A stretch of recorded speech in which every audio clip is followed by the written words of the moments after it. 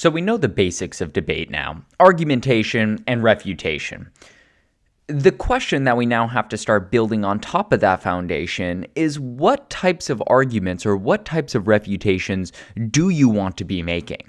That's what this lecture is all about: learning strategically the difference between different types of arguments, knowing which types of arguments will generate offense and what types of arguments will put up walls of defense.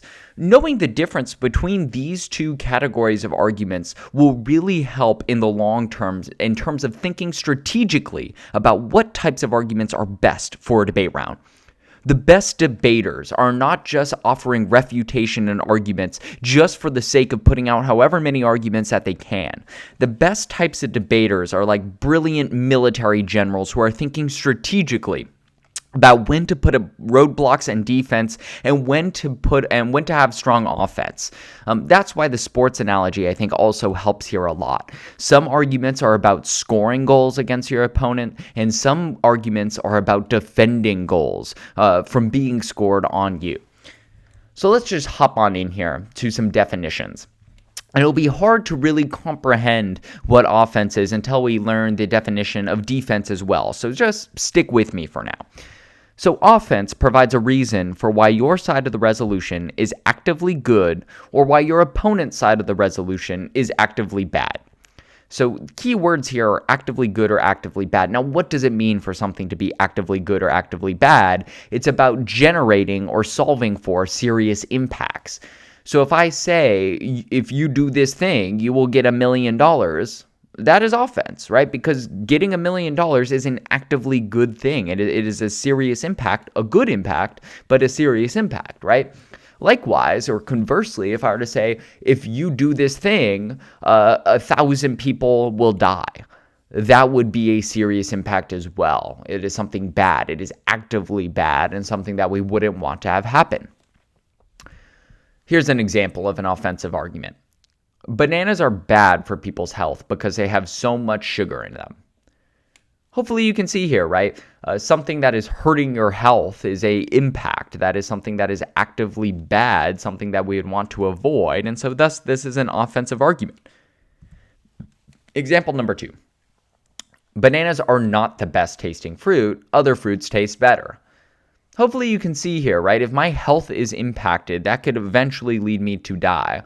Whereas number 2 is just bananas are not the best tasting fruit. Other fruits taste better. This isn't causing something actively good or actively bad to happen. I'm just saying, hey, bananas, they're not all that.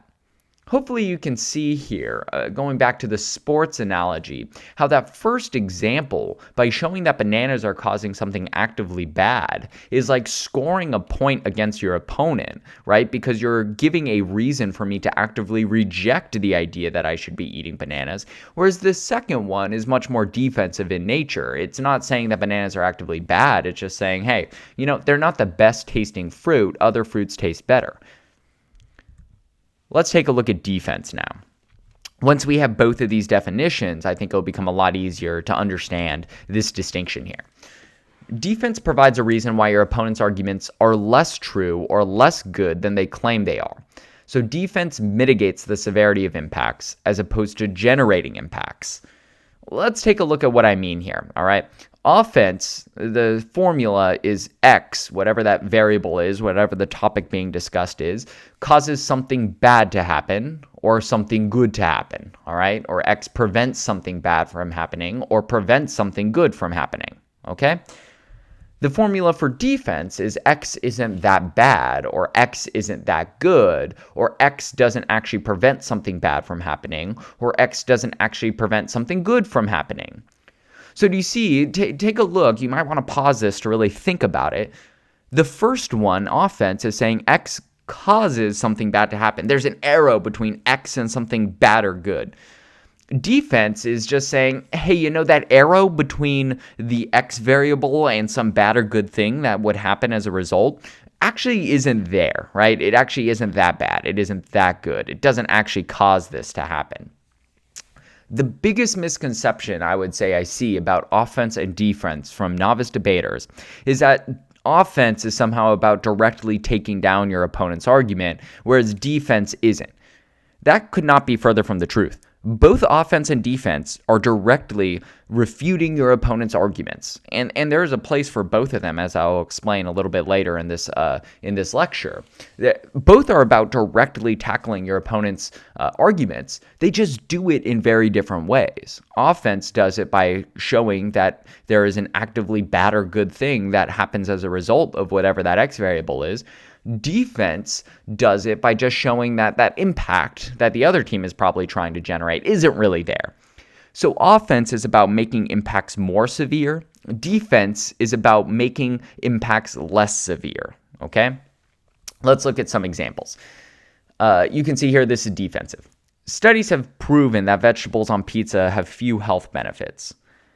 So notice the offensive version of this would say that the vegetables on pizza are actively dangerous to our health. But this isn't saying that the vegetables on pizza are actively bad. It's not causing anything actively bad, and it's not even causing anything actively good. You can imagine this is probably in response to the claim that pizza can be healthy thanks to all the vegetables on it. And this refutation is saying, actually, you know what? Vegetables on pizza have very few health benefits. You're not going to get healthy from eating pizza just by sprinkling some more vegetables on it. So notice it's following that formula that we see up above of it's just saying X, the vegetables on pizza in this case, aren't that good. All right? They don't cause or prevent something actively bad from happening or cause something actively good to happen. Example number 2. This is now offensive. The amount of fat and carbs in pizza has negative health effects. So I know this seems like a subtle difference, but it has profound implications. This second one is offensive because it's showing that the X variable, pizza, actually directly leads to something bad happening, our health being damaged. So even though these seem not too far apart, they actually have huge implications for the strategy in the round. In general, you always need some way to generate offense in a debate round. Not on every argument, and as I'm about to show you through some more examples, there are actually some moments where you'll need to have strong defensive arguments, where you won't be able to generate offense. And that's okay. Being able to mitigate or to block your opponent's offense to make it so that their offense cannot score goals on you, and make it so that you, meanwhile, are generating offense and you are scoring goals on them, is all about the strategy of debate. Because you can imagine, right? Let's say, should I buy this chocolate bar? And you say, if you buy this chocolate bar, it actually has the Willy Wonka golden ticket inside of it, and you will win $6 trillion. And the other team says, well, don't get that chocolate bar because chocolate has some sugar in it, and so it might affect your health. You can imagine, right, winning $6 trillion is going to be a much stronger form of offense than however much sugar is in one single chocolate bar. And so what you want to do in a debate round is to make sure that your opponent's offense, that their impacts are not substantially larger than your own impacts, all right? You want to have greater offense, be scoring more points than them. But again, this difference between offense and defense is not the difference between directly tackling your opponent's arguments or not directly refuting your opponent's arguments. Both are about refuting your opponent's arguments. If you're doing offensive argumentation and defensive argumentation correctly, you are directly engaging and refuting your opponent's arguments. It's about how you do it. Are you putting up a wall to block your opponent's shots, or are you trying to take shots on your own? And just like a sports team, it's important to have both and to know when you need strong defense and when you need strong offense. Let's start looking at some examples. You should be asking yourself, and I recommend pausing the video after each of these examples to try it on your own. If you're just a passive observer through all the examples I'm about to go through, you're really missing out on an opportunity to learn and practice and test whether you're really understanding this or not. And if you get them wrong, listen to my explanation afterwards of why it is offensive or defensive. So first, example 1. Letting in more high-skilled working immigrants. So just quick pause. A high-skilled working immigrant is a category of immigrant that, is an engineer, a doctor, a lawyer, someone, an immigrant with a very specialized skill, typically after years of schooling, right? So letting in more high-skilled working immigrants would not impact the U.S. economy in any major way. So pause the video and answer, is this offense or defense? And more importantly, why? Okay, The answer to this is defense. And here's why. Whenever I have students do this in class, typically, I force them to articulate, all right, why is it offense? Why is it defense? And to get to that, you have to define what offense does or what defense does with impacts. And so if you remember, offense generates impacts, all right? It says something actively good or actively bad is happening. It is making impacts more severe. Defense is about lessening impacts, about showing that something is not as bad or not as good as the other team would probably claim it to be. It's mitigating or lessening the severity of impacts. And you can see here, this is not saying high-skilled immigrants coming to the United States would be actively good or actively bad for the U.S. economy. It's just saying it wouldn't have much of an impact, which is another way of saying it's not as good or not as bad as the other team would have you believe. So this is putting up this is blocking a shot that the other team would try to be scoring here. Example number 2. Same thing. Letting in more high-skilled working immigrants would directly hurt the wages of U.S. workers. So pause the video, ask yourself, is this offense or defense? Okay, this is offense. The reason this is offense is because you can see here this X variable of letting in high-skilled working immigrants is directly leading to something bad happening, lowering the wages of U.S. workers. That is a concrete impact that is bad in most people's minds, right? And so this would be an offensive argument. Again, the way you have to think about this is not, is this directly refuting my opponent's argument? Is this taking my opponent's argument down? No. This is a question of what is going on with the impact level of the argument. Offensive arguments are generating impacts, saying something actively good or actively bad is happening. Defensive arguments are lessening impacts, saying that they're not as good or not as bad as we'd have, as the other team would have you believe. Let's keep going through some more examples. We're back to the oranges and bananas. So this is just a signpost, all right? My opponent's first argument is that everyone should eat bananas instead of oranges because they contain potassium. There are 3 reasons why they are wrong.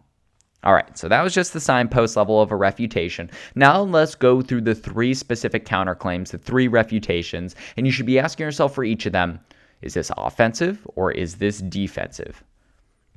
First, bananas are actively bad for people's health because they have so much sugar and starch in them. This means that urging people to eat bananas every day would be actively dangerous to their health. While they think they would be eating a healthy snack, they would actually be eating a sugar-filled one that could raise their blood sugar levels. Pause the video and ask yourself, is this offense or is this defense?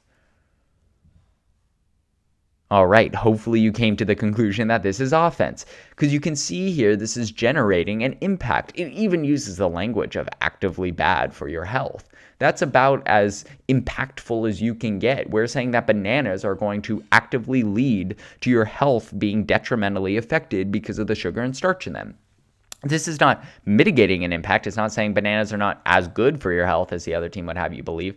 This isn't saying bananas are not as bad for your health as the other team would have you believe. It's saying the X variable here, bananas, directly lead to something actively bad happening, i.e. your health being affected. And so that's a problem. Next. Second, oranges are much healthier. They are full of vitamin C, have very few calories, especially compared to bananas. In fact, there are so many health benefits of oranges that a 428-page report called The Health Benefits of Citrus Fruits from the Commonwealth Scientific and Industrial Research Group found that oranges reduce the risk of heart disease, cancer, and strokes. That means that people should prefer eating oranges rather than bananas due to the health benefits. So pause the video and try to come to a determination for yourself. Is this offense or defense?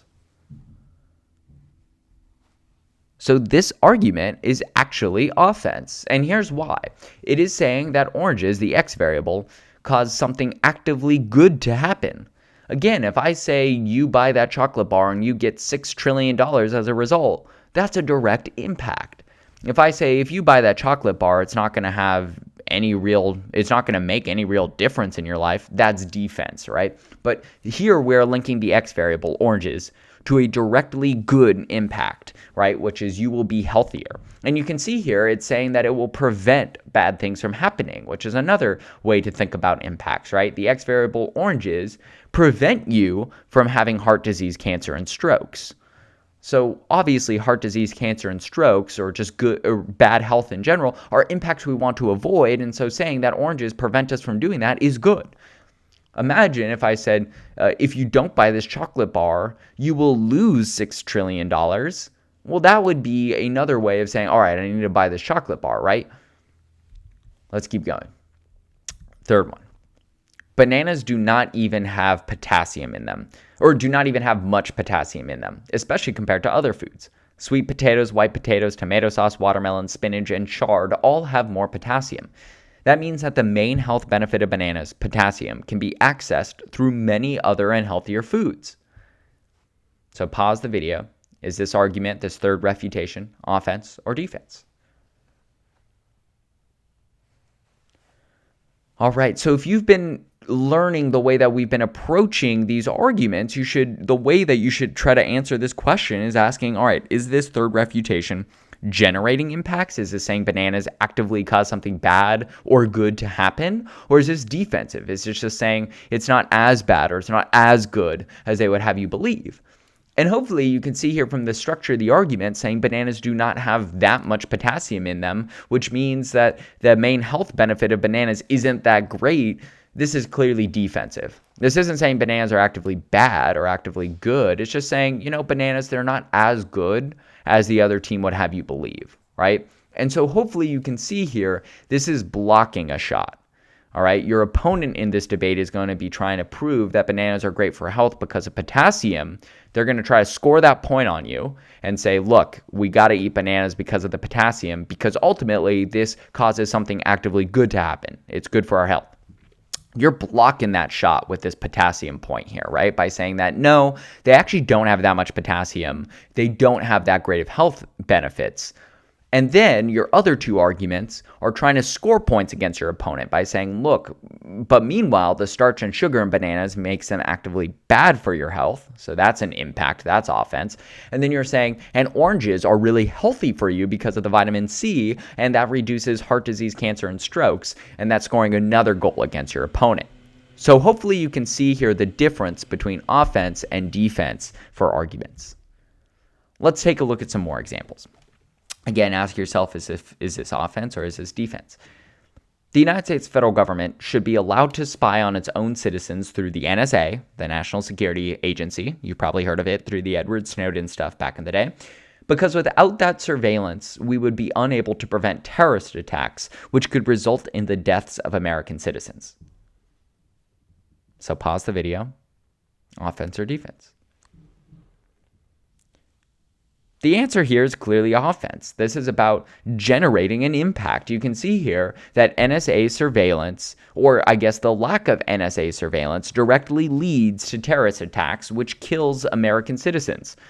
In terms of impacts, dollars and dead bodies are about as severe as you can get. All right. So if you can show that something leads to the death of people, we are almost always at an offensive place. If this was just saying that the National Security Agency isn't that great at preventing American citizens from dying, then we're at a defensive place. But you can see here the X variable, the NSA, or the lack of the NSA surveillance, is directly causing something good to happen. Or I guess the lack of it is causing something bad to happen, or would cause something bad to happen. And the existence of the NSA is preventing something actively bad from happening. So this is offense. There is an impact here that is being generated. Next. The economic consequences of coronavirus on the United States will not be as bad as many fear. Once a vaccine is developed, the economy will quickly return to its previous levels. Pause the video, ask yourself offense or defense. All right, hopefully this is getting easier now as we keep moving through examples. Again, the question is this generating impacts or is this making impacts less severe? Is this making an impact worse? Is this saying something actively good or bad is happening and thus it's offense? Or is this saying the impact isn't as bad as people say it is and thus it's defense? Clearly, this is the latter, right? This is defense. It's not saying that coronavirus is actively bad for the U.S. economy, and it's not saying coronavirus is actively good for the economy. It's just saying it's not as bad as a lot of people are saying it's going to be. Now, this is an example in my mind of where so imagine, right? Your opponent stands up, says the coronavirus is devastating the U.S. economy. you're not going to be able to stand up and make an offensive argument against that claim. You're not going to be able to say, you know what, the coronavirus is actually really good for the US economy. It's going to gain us trillions of dollars. You're just not going to be able to win that. That argument doesn't make any sense at all, and you would have no support for that claim. But this is a point where having really strong defense on this part of the debate would be really important, because you could win this defensive claim that the economic consequences actually won't be as terrible as some people are saying. Still, it's going to be a debate to be had, right? But at least you can have some defense here to try to block their shot on the impacts with the coronavirus in terms of the US economy, and then you can try to generate offense in a different part of the debate. Next. The coronavirus pandemic will devastate the U.S. economy for decades to come due to the huge rates of unemployment, the loss of consumer confidence, and the shrinking of international trade. So pause the video, offense or defense. Hopefully pretty straightforward. This one is offense. You can see here the X variable coronavirus is actively causing something bad to happen. It is generating an impact, and thus it is offense. It is saying coronavirus leads to U.S. economy being devastated. It's not saying the coronavirus isn't that bad or the coronavirus isn't that good for the U.S. economy. It's saying coronavirus directly leads to something bad. That makes it offense. Next, renewable energy is not as effective at combating climate change as its supporters claim. They simply are not reliable at producing a steady flow of energy, which means we would still rely heavily on fossil fuels. Is this offense or is this defense? This is defense. You can see here, right? Renewable energy is not as effective at combating climate change. It is trying to lessen the severity of the good things the other team will say comes as a result of implementing renewable energy. You can imagine the other team is saying renewable energy prevents the worst effects of climate change. Climate change, it will kill millions of people or whatever. This team is saying no. Even if climate change is bad, renewable energy won't ultimately prevent it. And so that's a way of mitigating the good impacts or the big impacts the other team is trying to solve for. And that can be very, very effective as a team. So this is a defensive argument, all right? Renewable energy is not as effective at combating climate change. It's saying renewable energy is not as good as the other team would have you believe. Next. Renewable energy is necessary to prevent the worst effects of climate change, which will result in increased flooding, more hurricanes, wildfires, and heat waves, all of which will cause thousands, if not millions, of deaths. Okay, hopefully you're getting the hang of this. This is clear textbook offense, okay? Renewable energy is the X variable, and the impact, the actively bad thing that would happen if we don't have renewable energy is climate change, which kills millions, right? Which causes thousands, if not millions, of deaths. That's how you know it's an impact. There's an impact being generated here. So thus, it is offense. Okay. So what you should do now is work on generating one offensive argument and one defensive argument for both sides of the resolution that we've been working with so far, that colleges and universities should not consider standardized tests and undergraduate admissions decisions. So you're going to have 4 arguments total, following the claim, warrant, impact structure that we were practicing in the first lecture here. So what you'll need is one offensive argument, so something that generates an impact for why colleges should not have standardized tests. So you'll probably want to say standardized tests cause something bad to happen or prevent something good from happening. You will need one defensive argument, probably in response to presumably what the other side would say, right? Saying that, losing standardized tests or colleges not having standardized tests would not be as bad as the other team would probably have you believe. Then on the inverse side, right, you'll need reasons why standardized tests are either actively good or why colleges not having standardized tests would be actively bad. So that'd be for the negative side. And then you would need a defensive argument that says that colleges having standardized tests is not as bad as the other team would have you believe, or colleges using standardized tests, or that standardized tests themselves are not as bad as the other team would have you believe, or that colleges having standardized tests, using alternative methods in standardized tests would not be as good as the other team would have you believe. So that might have been a little bit confusing. You can kind of rewind the video to hear what I just said again. The bottom line is have one offensive argument, one defensive argument for both sides of the resolution. 4 arguments total. 2 of them will be offensive, 2 of them will be defensive, 1 for each side of the resolution. Hopefully, by the end of this video, we now have a better understanding of offense and defense. Trust me, if your brain's hurting a little bit right here, this was a little bit hard. I always find that novice debaters struggle with this at first, but trust me, once you get it, it will become very straightforward and it will be immensely useful for strategy and debate rounds. It's really important to remember this, especially once we really start learning about the debate event itself and the structure of a debate round, and you start thinking about, all right, what arguments do I want to read in a debate round? What's my strategy going to be? How do I think about, implementing